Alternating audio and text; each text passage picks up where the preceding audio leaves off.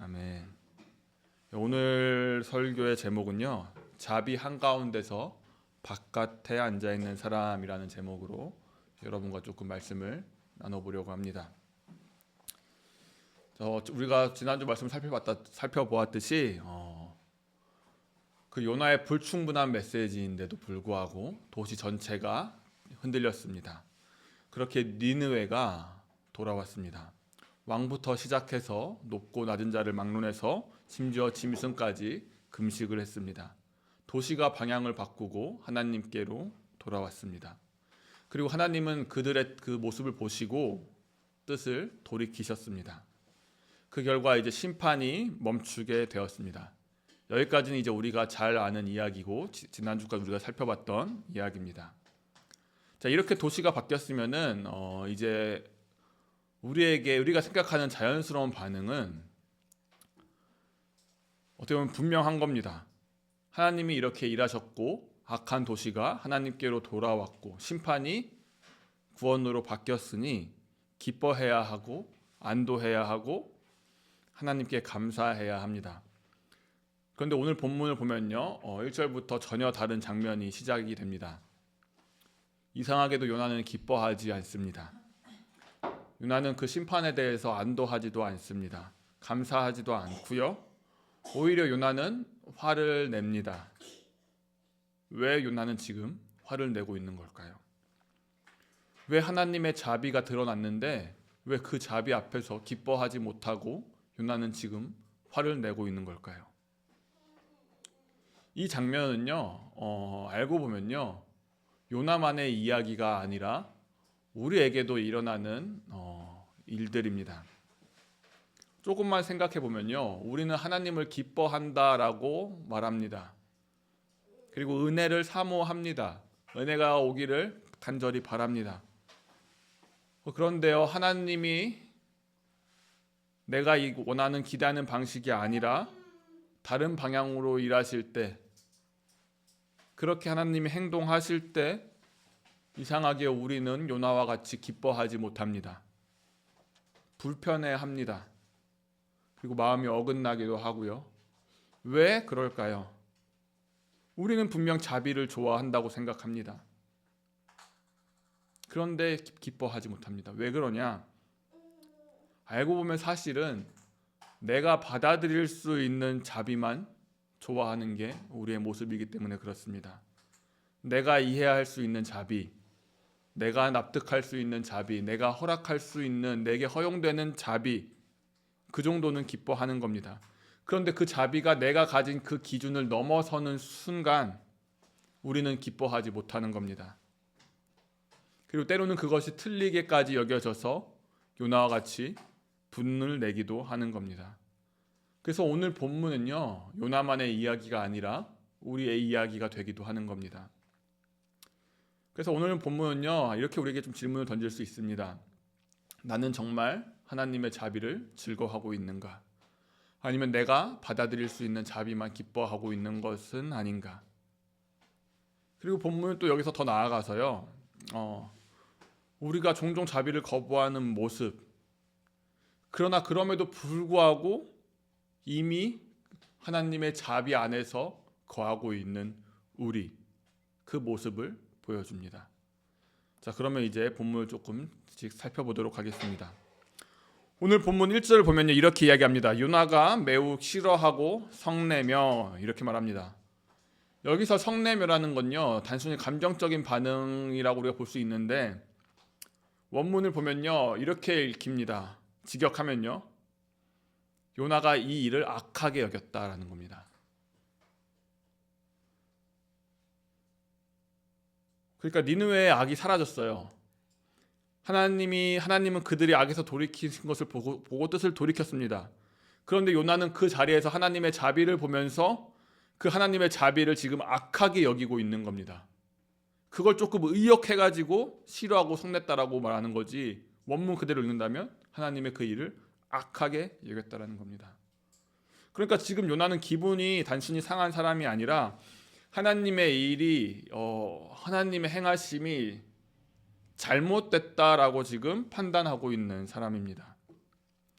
지금까지 계속 우리가 살펴봤듯이 요나는 하나님을 모르는 사람이 아닙니다. 요나는 하나님을 너무나도 잘 알고 있는 사람입니다. 너무나도 정확히 알고 있어요.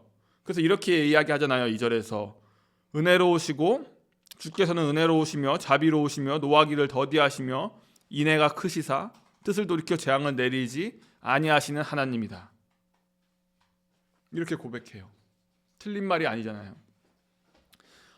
이건 하나님이 자신을 소개하셨을 때 하신 말씀입니다. 그런데 이상하죠. 이렇게 하나님을 잘 아는 사람이 왜 도망을 가냐라는 거예요. 요나는 분명하게 말해요. 그 밑에 절에서 이렇게 이야기하죠. 밑에 9절에서 그러므로 내가 빨리 다시스로 도망하였사오니. 이걸 쉽게 조금 바꿔서 이야기하면요, 의역해서 이야기하면 이런 겁니다. 하나님, 저는 처음부터 그렇게 될 줄 알고 있었습니다. 하나님이 니느웨를 용서하실 줄 난 다 알고 있었습니다. 그래서 난 도망갔습니다. 몰라서 도망간 게 아니라는 거예요. 하나님이 자비로운 사실을 알고 있었기 때문에 도망간 겁니다. 하나님이 자비로우시다 사실을 믿지 못해서가 아니라 그 자비가 니느웨까지 미쳐질 것 같았기 때문에 도망간 겁니다. 우리는 보통 이렇게 생각하죠. 그리고 많은 말씀에서 이렇게 들었습니다. 하나님을 알면 순종할 거라고 생각한다는 겁니다. 더 많이 알수록 하나님에 대한 지식이 늘어나면 늘어날수록 하나님을 더 예배하고 더 순종할 거라고 생각하는 겁니다. 더 잘 따르게 될 거라고 생각하는 거죠. 그런데 오늘 본문은 그게 아니라는 걸 정확히 너무나도 보여주고 있어요. 사람은 하나님을 안다고 해서 순종하는 게 아니라는 것을요. 그리고 이렇게 말하죠. 오히려 하나님을 안다고 생각하는 그 순간 그 하나님을 내가 받아들일 수 있는 방식으로 인간은 이해하기 시작합니다. 이해하셨습니까? 다시 한번 말씀드리겠습니다. 하나님을 안다고 생각하는 그 순간 그 하나님을 내가 받아들일 수 있는 내 머리에 가두려고 하는 방식으로 이해하기 시작한다라는 거예요. 하나님을 안다고 생각하는 순간. 우리는 하나님을 버리지 않습니다. 하나님을 부정하지도 않아요. 대신에 우리는 어떤 일을 행하냐? 하나님을 재구성한다라는 겁니다. 내가 이해할 수 있는 하나님으로 재구성하고요. 내가 납득할 수 있는 하나님으로 재구성해요. 내가 받아들일 수 있는 하나님으로 다시 만들어내요. 자비로우신 하나님은 좋습니다. 그러나 그 자비가 내가 원하지 않는 방향으로 흘러갈 때면 불편해지는 거예요. 내가 만든 하나님은 그런 하나님이 아니기 때문에 그런 거예요. 내가 받아들일 수 있는 자비는 받아들이지만 내가 받아들일 수 없는 사람에게 향하는 그 자비는 납득할 수 없는 겁니다. 그래서 우리는 자비를 부정하지 않지만 하나님의 자비로우심, 인애로우심은 부정하지 않지만 그 자비의 범위를 제한하고요. 그래서 이 사람은 자비를 받아도 되지만 저 사람은 안 된다고 말하는 거예요. 그래서 이렇게 이야기하는 겁니다. 아니 하나님 저 범죄자가 천국 간다면 하나님은 공평하신 겁니까? 이게 우리가 던지는 질문들이거든요. 그리고 도덕적으로 신앙적으로 높은 기준이 되는 사람들이 무너지는 순간 우리는 그 사람의 모든 것을 부정해버립니다. 그 순간 우리는요 하나님을 믿는 것이 아니라 우리가 만들어 놓은 하나님을 붙들고 있는 겁니다. 그 하나님은요 알고 보면 더 이상 하나님이 아닐 수 있다라는 거예요. 내가 받아들일 수 있는 만큼만 남겨둔 하나님이고요. 그래서 우리는 하나님을 거부하지 않아요. 대신 자비를 거부해요. 정확히 말하자면 내가 받아들일 수 없는 자비를 거부하는 겁니다.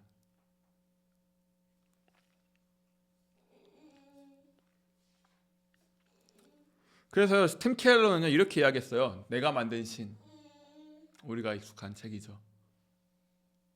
하나님이라 예배하고 하나님이라고 찬양하지만 정작 내가 만든 신을 예배하고 교회 안에서 내가 만든 하나님을 예배하면서 그 안에서 카타르시스를 느끼는, 그러면서 내 잘못된 신앙을 굳게 만드는 행위를 할 수 있다라는 거예요.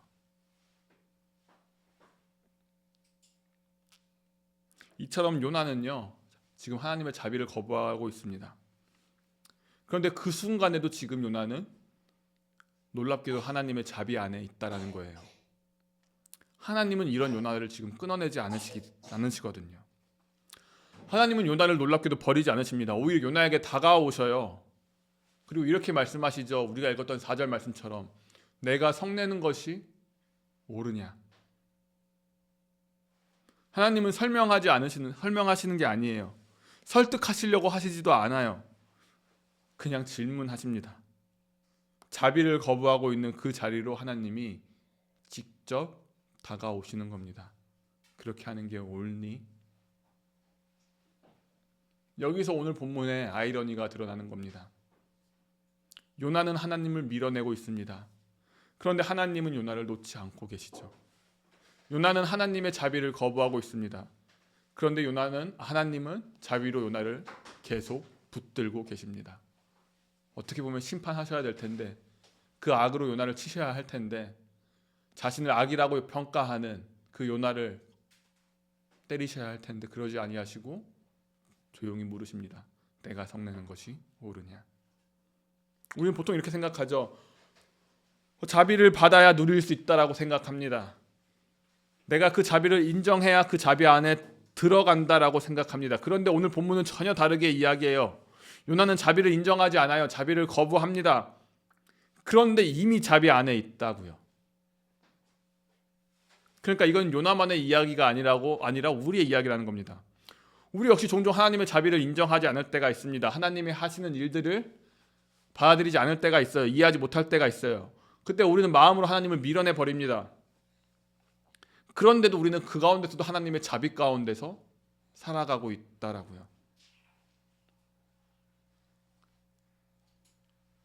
하나님이 자비를 주셔서 다른 모든 상황 가운데서 하나님을 그나마 예배할 수 있고 그나마 바라볼 수 있고, 하나님이 생명을 주셔서 하나님을 고찰해 볼 수 있고 생각 때문에 또 고찰해 볼 수 있고 이런 겁니다.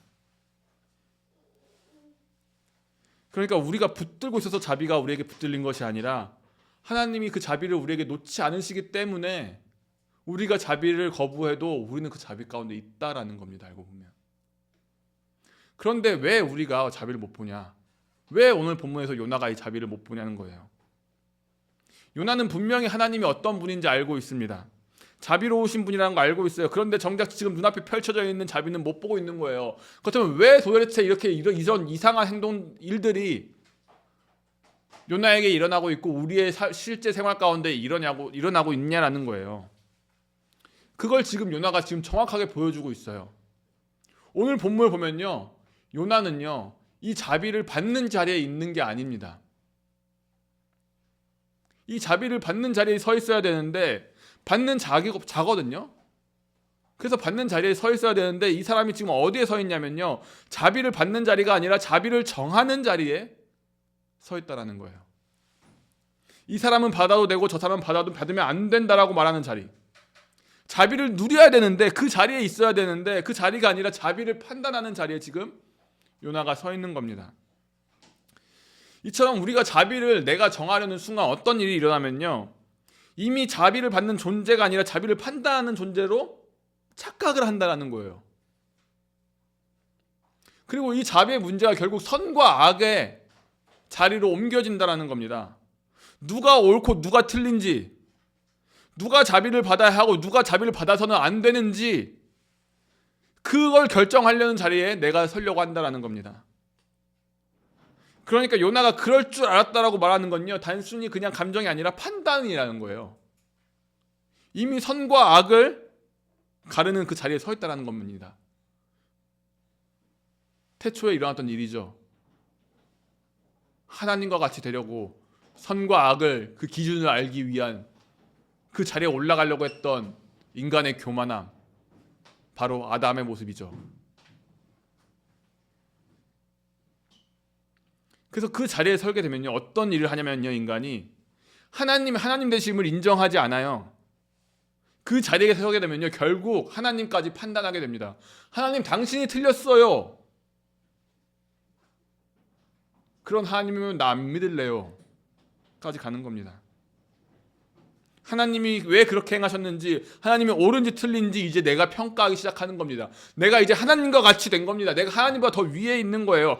하나님 앞에 서 있어야 되는 존재가 하나님의 그 바운더리 안에 있어야 되는 하나님의 형상이, 하나님의 형상으로 지어진 하나님의 형상이 이제 하나님보다 위에 있어서 하나님을 평가하는 존재로 서 있는 겁니다. 그렇지만 여전히 입으로는 이렇게 이야기하는 거예요. 나는 하나님을 믿습니다. 나는 하나님을 예배합니다. 그렇지만 실제로는 지금 하나님을 평가하고 있는 거죠.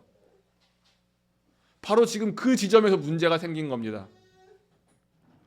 판단하는 자리는요, 자비를 볼 수 없는 자리예요. 하나님이 나보다 밑에 있으니까 하나님이 행하신 그 자비는 내가 평가하는 기준밖에 안 되거든요. 자비는 판단의 대상이 아니라 받아야 할 겁니다. 받아야만 하는 거예요. 그런데 그 판단력에 서는 순간 그 더 이상 이제 자비가 안 보이는 겁니다. 내가 자비를 받고 있다는 그 사실조차, 내가 그 자비 위에 서 있다는 그 사실조차 망각해버리는 겁니다. 그래서요, 같은 장면을 보면서도 전혀 다른 반응을 하는 겁니다. 자, 오늘 본문을 볼게요. 하나님은 또 니느웨의 돌이키심을 보셨어요. 니느웨의 그 회복을 보셨어요. 니느웨의 그 악함이 바뀌는 장면을 보셨어요. 그래서 뜻을 돌이키셨어요. 근데 요나는 어때요? 요나는 여전히 니느웨의 멸망을 기다립니다. 지금 이해가 되시겠어요? 지금 시선이 다르다는 거예요. 하나님은 니느웨의 그 회복을 바라보시는데 요나는 니느웨의 악함을, 하나님의 악함을 바라본다고요. 그러면서 그 니느웨가 여전히 멸망하기를 기다리고 있다라고요. 하나님은 자비를 보는데 요나는 여전히 심판에 눈이 꽂혀 있다고요. 그래서 요나는요, 하나님의 자비에 참여하는 것이 아니라 성 밖으로 나가죠. 오늘 본문 보니까 5절 보니까요. 성읍에서 나가서 그 성읍 동쪽에 앉아서 거기서 자기를 위하여 초막을 짓고 그 성읍에서 무엇이 일어나는가 보려고 그 그늘 아래 앉아있다라고 말합니다. 왜 거기에 앉았어요? 그 성읍이 어떻게 되는지 보려고. 이 말이 중요한 거예요. 그러니까 요나는요, 이 일이 끝났다고 여기는 게 아니에요. 하나님의 뜻을 돌이키셨는데도 불구하고 요나는 혹시라도 니느웨가 심판을 받을지 않을까, 하나님이 다시 심판하지 않을까, 그 잘못된 일말의 기대를 가지고 지켜보고 있다는 거예요. 그러니까 어떻게 보면요, 팔짱 꼬고 하나님 어떻게 일하는지 지켜보겠습니다.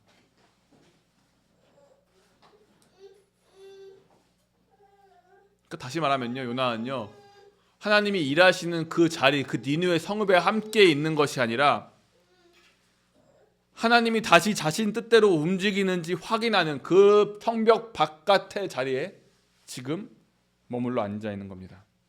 하나님이 일하고 계신 안으로 들어가지 않습니다. 바깥에 머뭅니다. 그리고 그곳에 초막 지었어요. 자리를 잡은 거예요. 하나님과 함께 움직이지 않아요. 교회 안에 있으면서 하나님과 함께 움직이지 않는다고요. 한 발짝 멀리 떨어져서 지켜보고 있다라고요. 그러니까 거리를 두고 있는 거예요. 하나님이 일하시는 그 자리와 자신을 분리하는 겁니다. 그리고 거기서 앉아서 보죠. 지켜봐요. 니느웨가 어떻게 되는지, 하나님이 어떻게 하시려는지 봅니다. 이건 기다림일까요? 기다림이 아니죠. 하나님을 향한 신뢰도 아니죠. 하나님께 맡기고 바라보는 것도 아니에요. 확인하려는 자리입니다. 지켜보는 자리예요. 그러니까 지금 요나는 하나님과 함께 있는 사람이지만 하나님과 함께 있지 않은 사람이라는 거죠. 하나님이 하시려는 그 일에 동참하지 않는 사람입니다. 그 자리를 벗어 밖에 나가 있으니까요. 하나님과 거리를 두고 일과 자신을 분리해 놓은 거죠.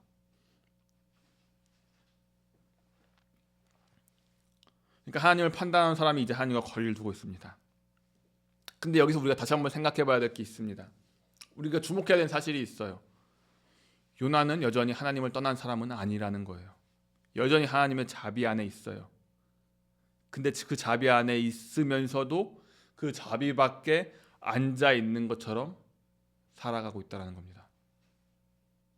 하나님은 가까이 계시는데 스스로 거리를 두고 있다는 겁니다. 하나님은 자비를 이미 베풀고 계신데 그 자리로 들어가지 않고 있다는 겁니다. 그러니까 이 사람은 지금 착각할 수 있다는 거예요. 나 여전히 하나님을 믿고 따라가고 있구나라고. 그런데 지금 이 사람은 너무나도 하나님과 거리가 멀어진 상태죠. 자, 그렇다면 이제 결론으로 맺겠습니다. 왜 하나님은 이런 요나를 끊어내지 않으실까요? 왜 하나님은 이런 요나를 심판하지 않으실까요? 요나가 믿는 하나님이라면, 요나가 원하는 방식대로 일해야 되는 하나님이라면 그 방식대로 요나를 치셔야 하는데 왜 하나님은 이런 요나를 그대로 두실까요? 왜 그러냐? 하나님은 이런 분이기 때문에 그래요. 하나님이 스스로 이렇게 말씀하셨어요. 출애굽기 34장에 나왔던 내용이거든요. 하나님이 자신을 어떻게 소개했냐면요, 이렇게 소개했어요. 노하기를 더디하시고 인애가 크신 하나님이라고. 그러니까 오늘 본문에 나왔던 2절에 나왔던 그 하나님의 그 요나가 설명했던 그 하나님, 그게 바로 하나님이 자신을 소개했던 모습이라고요. 근데 출애굽기 34장을 보면요, 하나님이 이 말씀을요 누구에게 했냐면요, 자신을 적극적으로 순종하는 자들에게 한 게 아니라는 거예요. 자기를 사랑하는 자들에게 한 말씀이 아니라는 거예요. 그렇다면 이 말씀의 대상이 누구였냐면요, 출애굽기 34장의 그 대상이 누구냐면요, 하나님의 은혜를 엄청나게 입은 사람, 그런데 하나님의 그 은혜를 정면적으로 배반한 사람, 바로 금송아지를 만든 이스라엘 백성입니다. 하나님의 기적과 그 모든 것들을 다 체험하는데도 불구하고 모세가 잠깐 보이지 않자 하나님의 인도하심이 자신의 눈에서 잠깐 사라지자 금송아지를 만들고 그 금송아지를 하나님이라고 칭하며 예배하던, 그들은 여전히 하나님을 예배했지만 다른 대상을 예배했던 그 대상들을 향해서 하나님이 하신 말씀입니다. 나는 노하기를 더디하는 하나님이다. 나는 인애가 큰 하나님이다. 나는 그런 하나님이다. 그러니까 하나님은요, 죄인을 향해 오래 참으시는 분이라고 지금 자기를 소개하고 계신 겁니다. 그러니까 니느웨를 향해서만 참으시는 분이 아니라, 요나, 너도 내가 지금 참고 있다라고 말하는 거고요. 지금 말씀을 듣고 있는 우리, 너희도 내가 지금 오래 노하기를 더디하고 참고 있다라고 하나님은 말씀하고 계신 겁니다. 그래서 하나님이 우리를 끊지 않으시는 겁니다. 그래서 하나님이 요나를 끊지 않는 거예요. 정면적으로 이상한 길을 다 가고 하나님이 악하다라고 평가하지만 하나님이 끊지 않는 거예요. 왜요? 우리가 잘나서가 아니라, 요나가 대단해서가 아니라 하나님이 그런 자비의 하나님이기 때문에 그래요. 그러니까 지금도 우리 하나님의 자비 가운데 있는 거죠. 자, 그런데 우리가 이거 놓치면 안 되는 게 있습니다. 자, 하나님이 참고 계신다고 해서 하나님의 그 진노, 하나님의 그 노하심이 사라졌냐라는 거예요. 하나님은 죄를 그냥 넘기시는 분이 아니에요. 너무나도 여러분이 잘 알잖아요. 하나님은 여전히 죄를 향해 진노하고 계신 분이에요. 그래서 그 진노를 반드시 쏟아내셔야만 하는 분이에요. 그렇다면 그 진노는 대체 어디 갔냐라는 거예요. 우리가 너무나도 잘 알잖아요. 그 진노의 대상 어디로 갔어요? 그 진노는 분명히 쏟아졌다고요.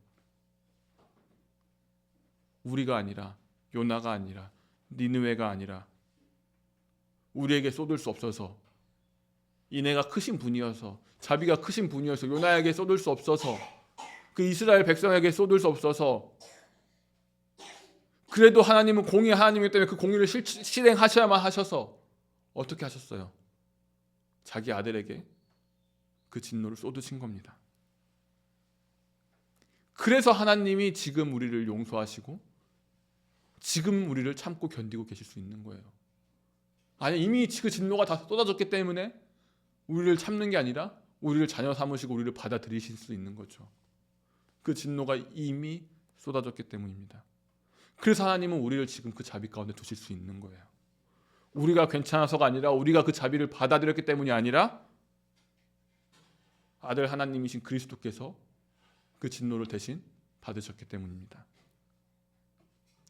그래서 지금 우리는 여전히 하나님의 진노가 아닌 하나님의 자비 가운데, 그 자비 안에 있는 겁니다.